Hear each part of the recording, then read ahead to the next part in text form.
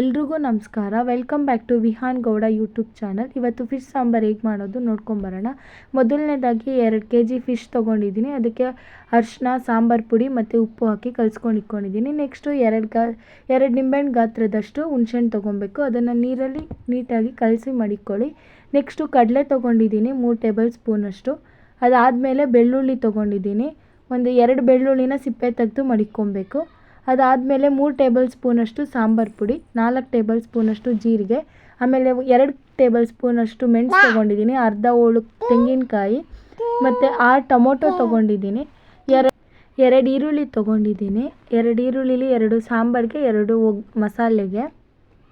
Next ಮಸಾಲೆ ರುಬ್ಬಕ್ಕೆ mixie jar ತೊಗೊಂಡಿದ್ದೀನಿ. ಅದಕ್ಕೆ ಅರ್ಧ ಹೋಳು ತೆಂಗಿನಕಾಯಿ ಹಾಕ್ಕೊತಾ ಇದ್ದೀನಿ. ಅದಾದಮೇಲೆ ಮೆಣಸು ಹಾಕ್ಕೊತಾ ಇದ್ದೀನಿ.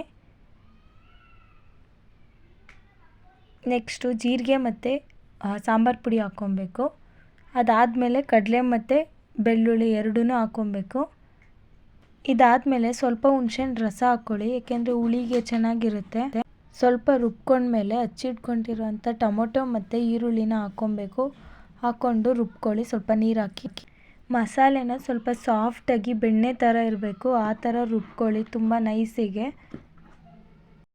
ಮೀನು ಸಾರು ಮಾಡೋಕ್ಕೆ ಒಂದು ತಪ್ಪಲೆ ತೊಗೊಂಡಿದ್ದೀನಿ. ಅಳತೆಗೆ ತಕ್ಕಂಥ ತಪ್ಪಲೆ ತೊಗೊಂಡು ಒಂದು 3 ಟೇಬಲ್ ಸ್ಪೂನಷ್ಟು ಎಣ್ಣೆ ಹಾಕ್ಕೊಳ್ಳಿ. ಎಣ್ಣೆ ಹಾಕ್ಕೊಂಡು ಅದನ್ನು ಕಾಯಕ್ಕೆ ಬಿಡಿ. ಸ್ವಲ್ಪ ಎಣ್ಣೆ ಎಲ್ಲ ಕಾಯ್ದಾದ್ಮೇಲೆ 2 ಈರುಳ್ಳಿನ ಹಚ್ಕೊಂಡು ಹಾಕ್ಬಿಟ್ಟು ಅದನ್ನು ಈರುಳ್ಳಿನ ನೀಟಾಗಿ ಬಾಡಿಸ್ಕೋಬೇಕು. ನೀವು ಈರುಳ್ಳಿ ಫುಲ್ಲು ಕಂದು ಬಣ್ಣ ಬರೋವರೆಗೂ ಬಾಡಿಸ್ಕೋಬೇಕು. ಏಕೆಂದರೆ ಈರುಳ್ಳಿ ಅದು ಬ್ರೌನ್ ಆಗ್ತಿದ್ದಷ್ಟು ಟೇಸ್ಟ್ ಜಾಸ್ತಿ ಕೊಡುತ್ತೆ. ನಾವು ಎಷ್ಟು ಸೌಟಾಡ್ತೀವೋ ಅಷ್ಟು ಟೇಸ್ಟ್ ಕೊಡುತ್ತೆ ಸಾಂಬಾರುಗಳು, ಅದರಿಂದ. ಅದಾದಮೇಲೆ ನಾವು ರುಬ್ಬಿಟ್ಕೊಂಡಿರೋ ಅಂಥ ಮಸಾಲೆನ ಹಾಕ್ಕೊಳ್ಳಿ. ಮಸಾಲೆ ಎಲ್ಲ ಹಾಕ್ಕೊಂಡು ಆ ಮಸಾಲೆ ಎಲ್ಲ ಹಾಕ್ಕೊಂಡ್ಮೇಲೆ ಅದೇ ಜಾರಿಗೆ ಸ್ವಲ್ಪ ನೀರು ಹಾಕ್ಕೊಳ್ಳಿ. ಸಾಂಬಾರು ಯಾವ ಹದದಲ್ಲಿ ಬೇಕೋ ಆ ಹದದಲ್ಲಿ ನೀರು ಹಾಕ್ಕೊಂಡು ಆ ಮಸಾಲೆ ಎಲ್ಲ ನೀಟಾಗಿ ಕಲಿಸ್ಕೊಂಡು ಸಾಂಬಾರ್ಗೆ ಹಾಕ್ಕೊಳ್ಳಿ.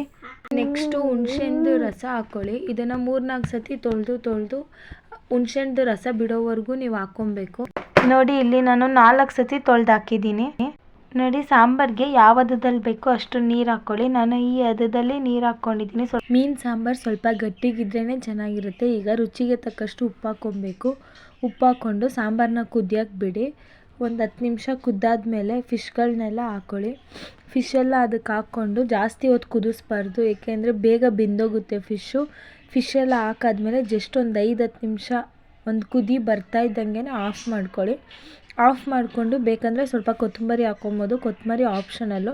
ಇಲ್ಲ, ನಾನು ಯಾವುದೇ ಕೊತ್ತಂಬರಿನೂ ಹಾಕ್ಕೊತಾ ಇಲ್ಲ. ಕುದ್ದಿದ ತಕ್ಷಣ ಆಫ್ ಮಾಡ್ತಾಯಿದ್ದೀನಿ. ನೀವು ಫಿಶ್ ಹಾಕಿದ ತಕ್ಷಣ ಸ್ವಲ್ಪ ತಿರುಗಿಸ್ಕೊಳ್ಳಿ, ಏಕೆಂದರೆ ಅದು ಬೆಂದ ಮೇಲೆ ತಿರುಗಿಸೋಕ್ಕಾಗಲ್ಲ. ಸೊ ಅದರಿಂದ ಫಿಶ್ ಹಾಕಿದ ತಕ್ಷಣ ತಳ ಹಿಡಿಬಾರ್ದು ಅಂತ ಸ್ವಲ್ಪ ತಿರುಗಿಸ್ಬಿಟ್ಟು ಬಿಡಿ. ಕುದ್ದಿದ ತಕ್ಷಣ ಆಫ್ ಮಾಡ್ಕೊಳ್ಳಿ, ಸೌಟ್ ಹಾಕೋಕ್ಕೆ ಹೋಗಬೇಡ್ರಿ. ನೋಡಿ, ಈಗ ಫಿಶ್ ಸಾಂಬಾರು ರೆಡಿ ಐತೆ. ನೀವು ಕಮೆಂಟಲ್ಲಿ ತಿಳಿಸಿ ಹೇಗೆ ಬಂತು ಅಂತ. ನಿಮ್ಗೆ ಈ ವಿಡಿಯೋ ಇಷ್ಟ ಆಗಿದ್ದರೆ ಲೈಕ್ ಮಾಡಿ, ಶೇರ್ ಮಾಡಿ, ಸಬ್ಸ್ಕ್ರೈಬ್ ಮಾಡ್ಕೊಳ್ಳಿ ಚಾನಲ್ನ. ಇದೇ ಥರ ವೀಡಿಯೋಸ್ ನೋಡ್ತಾಯಿರಿ, ಸಪೋರ್ಟ್ ಮಾಡ್ತಾಯಿರಿ. Thank you so much for watching.